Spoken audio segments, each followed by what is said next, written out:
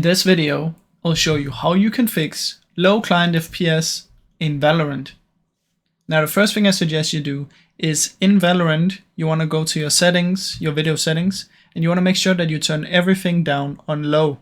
This is greatly gonna increase your FPS. Now, the second thing that we can do is you can come here and you can search for game mode. Open up game mode and activate this one. Come to game bar and turn this one off. Come to captures and turn this one off as well, right here. Now, once you've done that, come to power plan, go back to power options and choose high performance.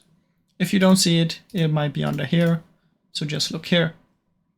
Now, once you've done this, right click on your desktop and go to display settings, find graphics settings, and in here you want to turn on hardware accelerated GPU, so just turn this one on right here. And then what you can do is you can add Valorant down here. So search for Valorant, right click, open file location, right click and open file location again.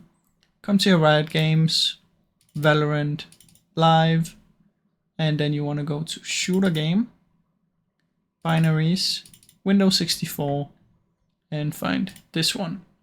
This is your Valorant right here. So come up here, Control C, browse, come up here, Control V, press enter, add it, and as you can see, I already have it right here. But once it's added, you want to press options and choose high performance. Now you can look at mine here and see where it's located if I did it too fast. But yeah, once you've done that, it should increase the FPS. Now, after all of this, what you should do is come here and search for device manager, open it up, come in here and display adapters, right click and update the driver. Once you've updated the driver, you also want to make sure that you have the latest version of the software to your driver. So just Google your driver name, not mine, but Google your own, and type software after, and you should get the software. Mine is the NVIDIA one. So once you have your own, you're going to launch it, and you want to make sure that you take the latest driver right here. Once you've done that, it should work a lot better.